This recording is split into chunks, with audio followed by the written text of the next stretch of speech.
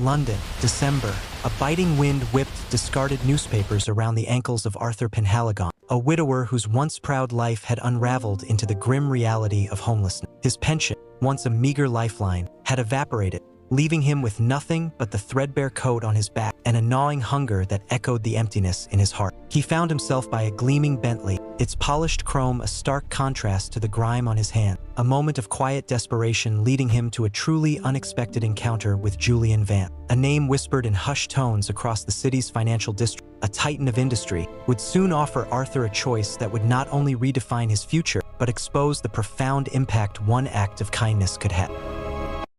The afternoon sun, a pale, watery imitation of its summer glory, cast long, attenuated shadows across the worn cobblestones of St. James's Park. Arthur Penhaligon sat on his usual bench, the one near the weeping willow whose branches, like his own spirit, drooped with a quiet resignation. The air was cool, carrying the faint, melancholic scent of damp earth and decaying leaves, a perfume that Arthur had come to associate with his own dwindling days. He clutched a thin, worn paperback, its pages softened by countless reading, but his gaze was fixed on the distant shimmer of the Serpentine, a watery expanse that held no sparkle for him, only the cold reflection of his solitary existence. His tweed jacket, once a respectable shade of charcoal, now faded to a nondescript gray, hung loosely on his gaunt frame. Beneath it, layers of wool served as a meager defense against the encroaching chill, a chill that seeped deeper than bone. His hands, gnarled with age and hardship, trembled as he reached for a half-eaten, dry biscuit from a paper bag. Each movement was slow, deliberate, a testament to a life where simple sustenance was a constant negotiation. He could almost hear Eleanor's gentle laughter, a sound as clear and bright as a summer morning, a stark contrast to the muffled rustling of leaves and the distant drone of traffic that now formed the soundtrack of his life. He saw her, not as she was in the final, difficult years, but as the vibrant woman who had once filled their home with warmth and music. The memory was a double-edged sword, a comforting balm, and a searing reminder of all he had lost. The betrayal, the ruin, the slow fade of his world into this grey present. It all coiled around the memory of her, a snake tightening its grip. He sighed, a soft, almost inaudible sound lost in the vastness of the park, and his faded blue eyes, pools of quiet sorrow, drifted back to the water, searching for something he knew he would never find.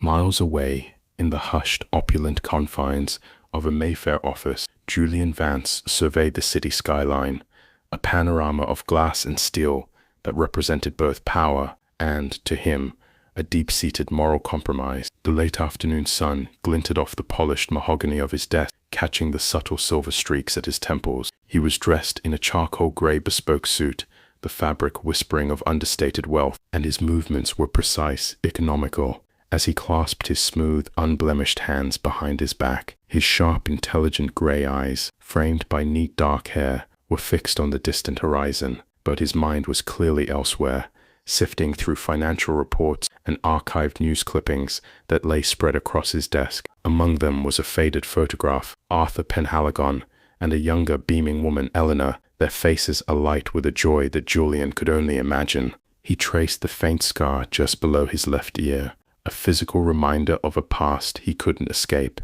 His father, Marcus Thorne, had built this empire on foundations of deceit, a legacy Julian had inherited and was now meticulously working to dismantle. He knew the name Arthur Penhaligon, knew the ruin Thorne had wrought, the details pieced together from hushed whispers and carefully buried documents. The weight of his family name was a heavy burden, amplified by the knowledge that he hadn't acted sooner. Chloe Dubois entered the office, her auburn hair pulled back in a neat ponytail, her green eyes sharp and observant as she placed a slim file on his desk.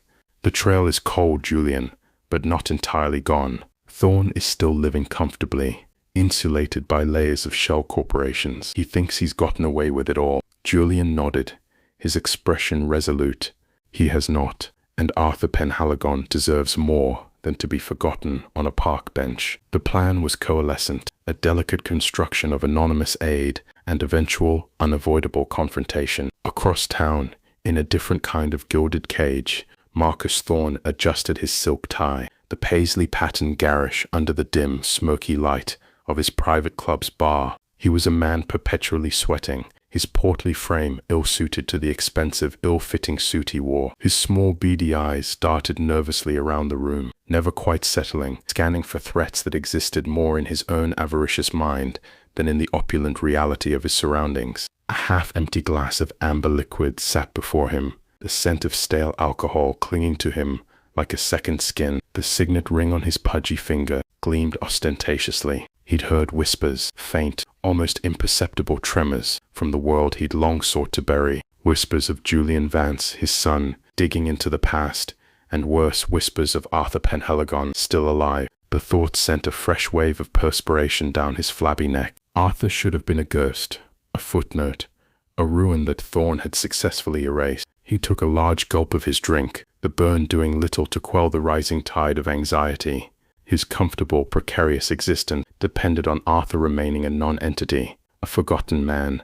The thought of his carefully constructed retirement, built on decades of fraud, being jeopardized by the very man he destroyed, was anathema. He pictured Arthur, not as the broken man he likely was, but as a potential harbinger of his own downfall. The news of Arthur's survival was more than an inconvenience. It was a direct threat to the life he'd stolen, a life that felt increasingly fragile with each passing year. He signaled the bartender with a sharp, impatient gesture, his hand trembling slightly, the gold ring flashing.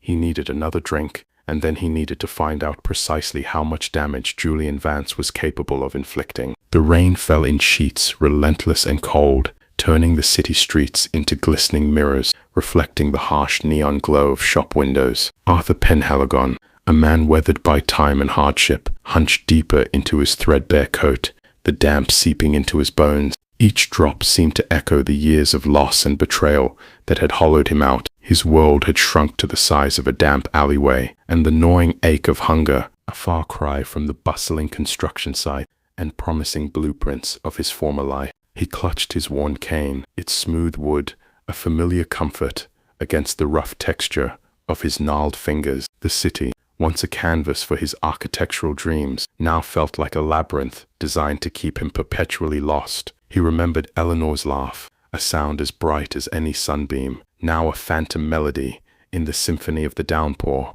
The betrayal by Marcus Thorn, his once trusted partner, had not only cost him his fortune and reputation, but had fractured his very spirit, leaving him adrift in the twilight of his life. Each passing day was a quiet battle for dignity, a struggle to hold on to the remnants of the man he once was before the world systematically stripped him bare. The simple act of finding a dry place to rest or a warm meal had become monumental tasks. He saw well-dressed figures hurrying past, their faces indifferent, their lives a world away from his own silent desperation. He was a ghost in their bustling metropolis, an unseen casualty of avarice and negligence. He paused, leaning against a grimy brick wall, the sound of his own labored breathing, a counterpoint to the relentless rain, a poignant testament to a life unraveled by a single, devastating act of treachery. Miles away, in an opulent penthouse overlooking the very city that had swallowed Arthur Penhaligon whole, Julian Vance observed the rain-streaked panorama through floor-to-ceiling windows.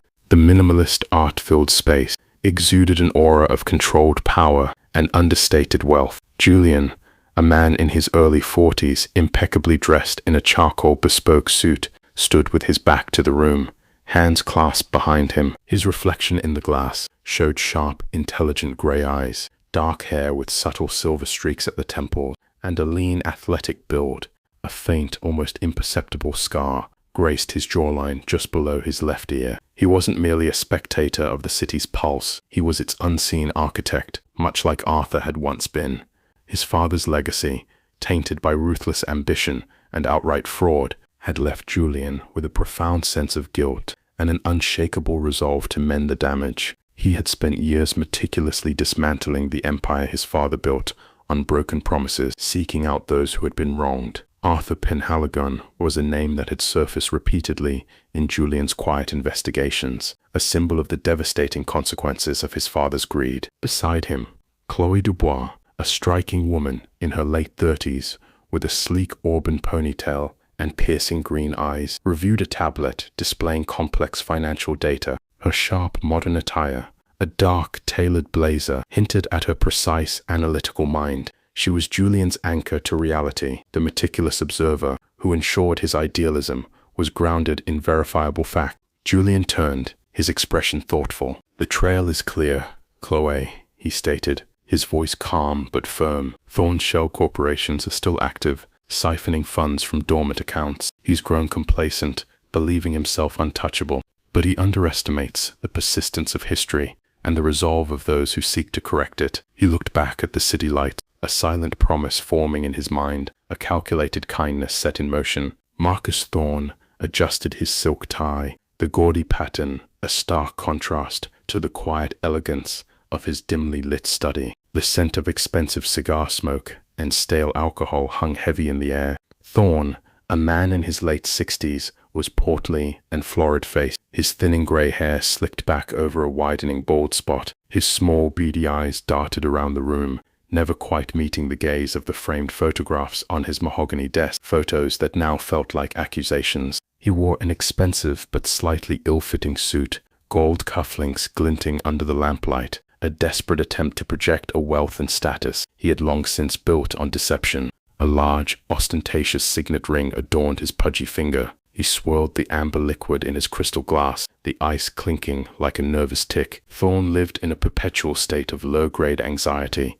a prisoner of his own past. The name Arthur Penhaligon was a persistent thorn in his side, a reminder of the life he had stolen, the man he had systematically destroyed. He thought Arthur was long gone, a forgotten footnote in his own success story. But lately, whispers had reached him, whispers of inquiries, of someone digging into old files, old betrayals. He took a long, shaky sip of his drink, the liquor doing little to calm the tremor in his hand. He'd heard about a mysterious benefactor making moves in the city, anonymously helping those who had been unjustly treated. This was not just about money, it was about exposure, about the carefully constructed facade of his life crumbling around him. The ghost of his betrayal, Arthur, was stirring, and Thorn felt the icy dread of reckoning drawing near. This was not just about money, it was about exposure, about the carefully constructed facade of his life crumbling around him. The ghost of his betrayal, Arthur, was stirring, and Thorn felt the icy dread of reckoning drawing near.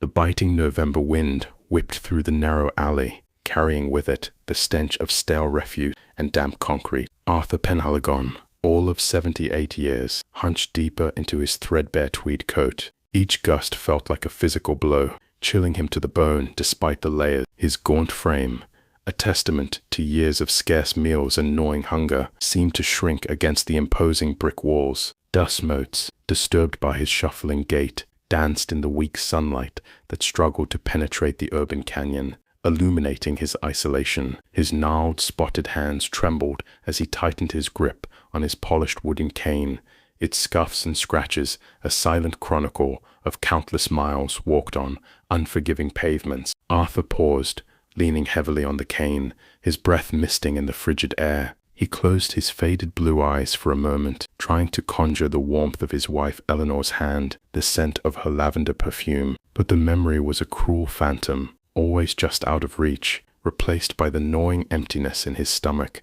and the dull ache in his joint. He was a forgotten gentleman in a world that had no place for the dignified poor. Decades ago, Arthur Penhaligon had been an architect, a man of vision and respect. Now, he was merely a ghost, haunting the periphery of a city that had once lauded him. The scuttling sound from a nearby dumpster made him flinch. He straightened, a flicker of his former self, a quiet dignity, asserting itself. He couldn't afford to be afraid. Not here, not now. Survival was a daily battle, and succumbing to fear meant losing the last vestiges of pride. He pushed himself forward, his worn leather soles scraping against the gritty asphalt. Each step was a deliberate act of defiance against the destitution that threatened to swallow him whole. His objective, as it had been for years, was simple: to endure, to find a moment's peace, and perhaps, just perhaps, to find some understanding for the betrayal that had stolen his life. Miles away, in a world of polished chrome and hushed boardrooms, Julian Vance surveyed the city, from his penthouse office. The late afternoon sun cast long shadows across his desk, highlighting the subtle silver streaks at his temples. He was a man in his early 40s, lean and athletic,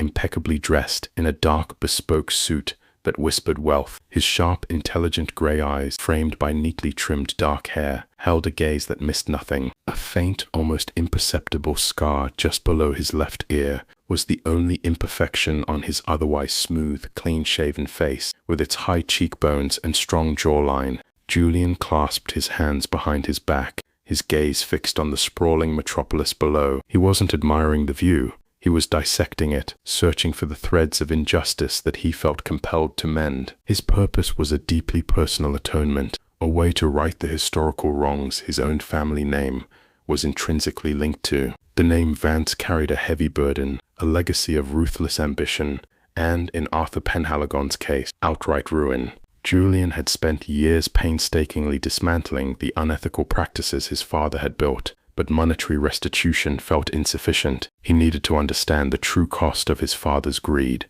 to see firsthand the suffering that had been inflicted. His objective was to engineer Arthur's financial and emotional recovery, to ensure the forgotten gentleman found peace. He turned from the window, his movements precise and economical. "Chloe," he said, his voice calm and measured, into a discreet communication device. "Report on the Penhaligon file, specifically any recent changes in his circumstances, any new vulnerabilities or patterns." Across town, in a dimly lit, over-furnished study, reeking faintly of stale cigar smoke and expensive cologne, Marcus Thorne shifted uncomfortably in his plush leather armchair. The man in his late 60s was portly, his florid face betraying a life of indulgence and nervous energy. Thinning gray hair was slicked back over a widening bald spot, and his small, beady eyes darted constantly around the room, never settling. He wore a gaudy silk tie with a loud pattern beneath a slightly ill-fitting suit, a desperate attempt to project a wealth that felt increasingly fragile.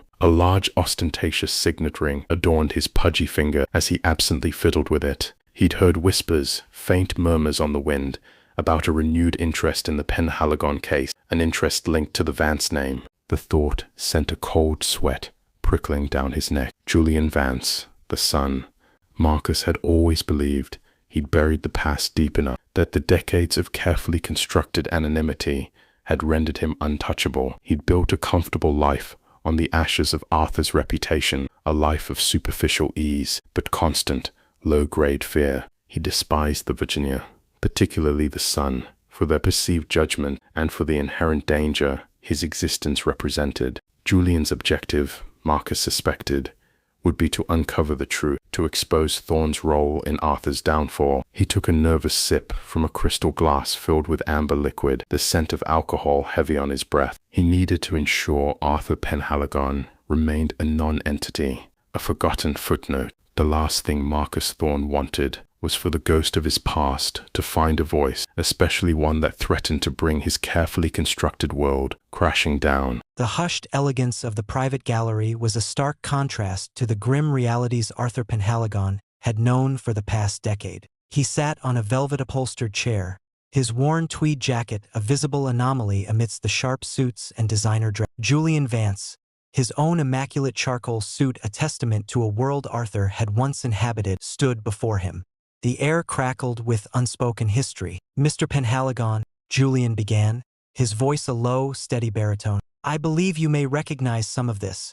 He gestured towards a series of framed documents displayed on an easel, architectural blueprints, faded photographs of a bustling construction site, and crucially, original company deeds. Arthur's gnarled fingers tightened around his cane. He leaned forward, his watery blue eyes, usually so clouded with resignation, now sharp with a flicker of disbelief. He recognized the elegant script on the deed, his own.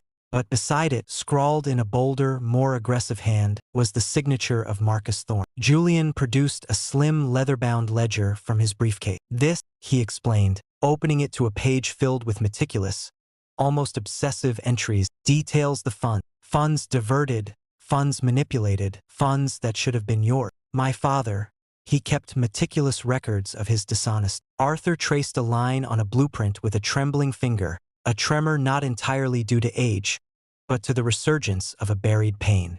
It was a design for the city's old library, a project he had poured his heart and soul into before Thorne's betrayal.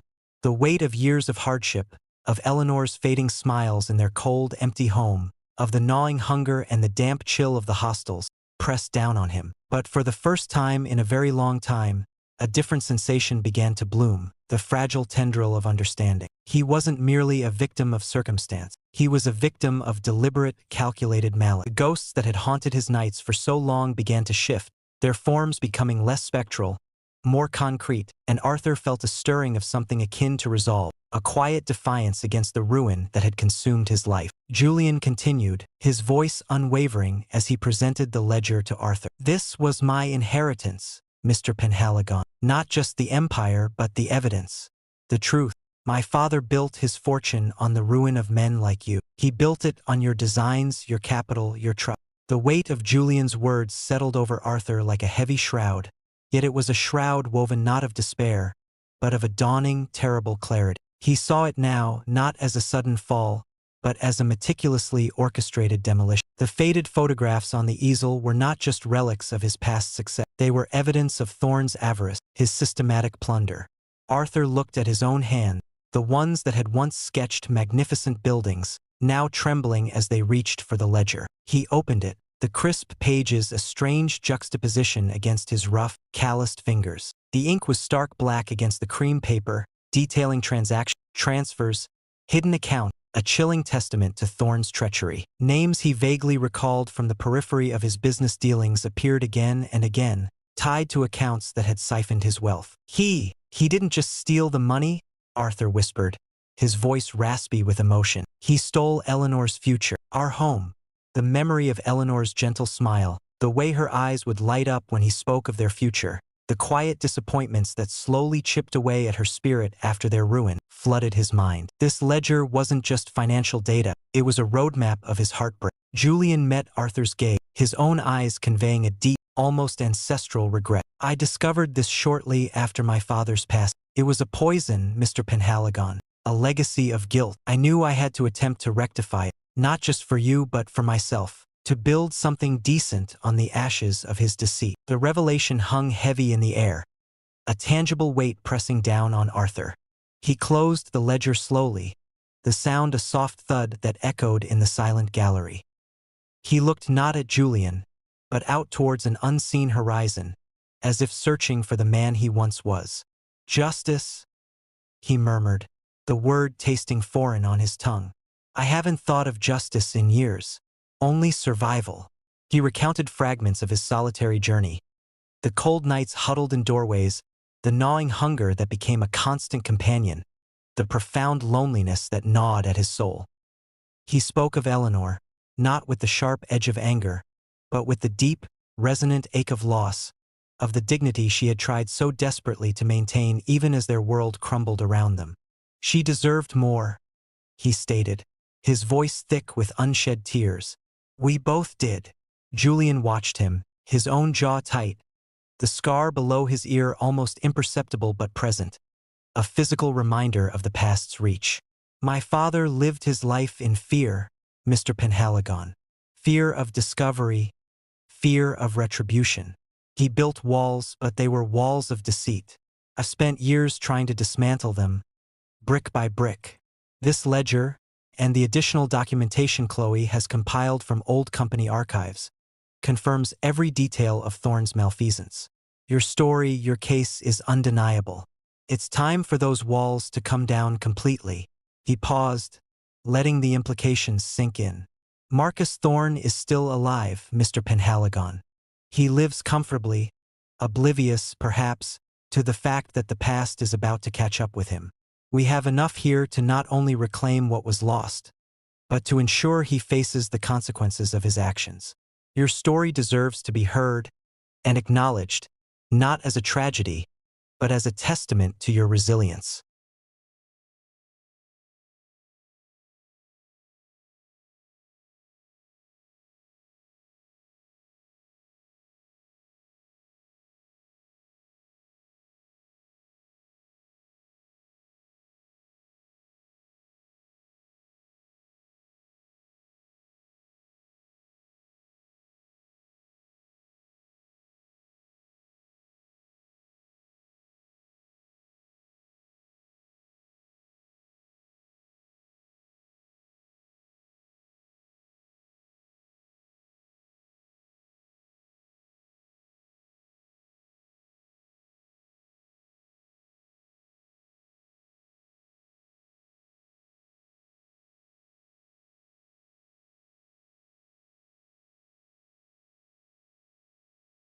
The London fog, thick as a wool blanket, clung to Arthur Penhaligon's threadbare coat as he shuffled through the pre-dawn chill of a cobbled alleyway. Each step was a conscious effort, his polished but scuffed wooden cane tapping a rhythm of weary persistence on the damp stone. He was a ghost in his own city, an elderly man in his late 70s, his thin, gaunt frame a testament to countless meals skipped and the gnawing emptiness that had become his constant companion. Deep lines, etched by decades of hardship and a sorrow that had settled into his bones, creased his face. His eyes, once a vibrant blue, were now faded, watery orb, habitually cast downward, as if ashamed to meet the indifferent gaze of the world. He wore layers of tweed and wool, garments that had seen better decades, perpetually smelling of damp earth and the musty scent of old paper, remnants of a life that now felt like a distant dream. His hands, gnarled and spotted with age, trembled slightly, a subtle tremor that betrayed the fragility of his existence. He leaned heavily on his cane, his stooped posture a physical manifestation of the immense weight of his past betrayals. He sought not riches nor recognition, but a simple, profound peace, a sense of belonging in his twilight years, a moment where the ghosts of Eleanor, of his lost career, of Marcus Thorne's deceit might finally quiet. He yearned to be seen, not as a pitiable figure, but as Arthur Penhaligon, a man who had once built empires of brick and mortar, and who now fought a daily battle for dignity against the crushing tide of destitution. The silence of the alley was broken only by the distant rumble of early traffic and the solitary sound of his cane, a lonely symphony for a man adrift. Miles away, in a penthouse apartment that commanded a sweeping panorama of the slumbering city, Julian Vance stood by the vast window, a silent observer.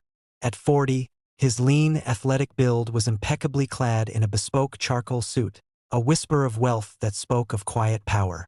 His sharp, intelligent gray eyes, framed by dark hair with silver streaks at the temple, scanned the cityscape, but his mind was elsewhere, focused on a singular, decades-old injustice. He ran a smooth, unblemished hand over the cool glass, a faint, almost imperceptible scar just below his left ear, a subtle reminder of a life marked by privilege and inherited burden. He was a man driven by a deep-seated empathy, a need to right historical wrongs and atone for his father's sins that had irrevocably shattered the life of Arthur Penhaligon. Julian's objective was clear: to engineer Arthur's financial and emotional recovery, ensure the forgotten gentleman received the justice he was long overdue. Beside him, Chloe Dubois, a sharp, sophisticated woman in her late 30s, reviewed documents on a sleek tablet. Her striking auburn hair was pulled back in a neat ponytail, and her piercing green eyes, usually guarded, were fixed on the data. Her well-tailored dark blazer and trousers exuded professionalism. She represented the pragmatic voice, the meticulous planner ensuring Julian's clandestine operations were executed flawlessly and ethically. The latest reports confirm his current address is a shared room in a Whitechapel hostel.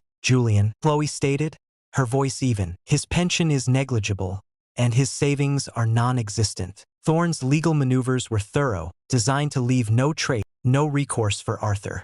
Julian nodded slowly, a grin set to his jaw. The weight of his family name, the legacy of his father's treachery, pressed upon him. This was more than just a mission. It was a personal quest for redemption, a delicate dance to dismantle the remnants of his father's empire and secure a future for the man his father had destroyed. Across town, in a dimly lit, wood-paneled study that reeked faintly of stale cigar smoke and expensive whiskey, Marcus Thorne lounged in a leather armchair, the faint scent of alcohol clinging to him.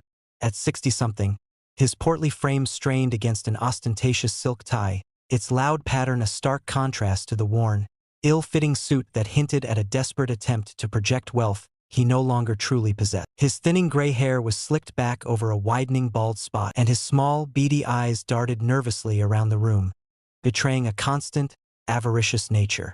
A large, ostentatious signet ring glinted on his pudgy finger as he swirled the amber liquid in his glass. Thorne's objective was simple: to maintain his comfortable, albeit precarious, lifestyle and to ensure the past remained buried, especially any hint of the fraudulent dealings that had once ruined Arthur Penhaligon. He had managed to escape serious consequences, disappearing and re-emerging under different guises, living off the ill-gotten gains that afforded him this superficial comfort, but a low-grade fear of discovery was his constant companion. Suddenly, the heavy oak door creaked open, and a lawyer, his face a mask of practiced deference, entered the room. "Sir, we have received an inquiry regarding an old property dispute, Arthur Penhaligon." the lawyer stammered, his voice barely above a whisper. Thorne's hand tightened around his glass, the ice clinking ominously. His florid face flushed a deeper red, and a bead of sweat trickled down his temple. Penhaligon? That old fool? He's supposed to be gone. A non-entity? Thorne rasped, his voice thick with a mixture of surprise and rising panic. He had meticulously ensured Arthur would remain a non-entity, a forgotten man. The thought of Penhaligon resurfacing, of any old claims or revelations, sent a cold dread through him. His comfortable retirement, built on a foundation of deceit, suddenly felt incredibly fragile. He took a long, fortifying gulp of his drink. His small eyes narrowed, already calculating how to squash this unexpected, terrifying threat before it could unravel everything he had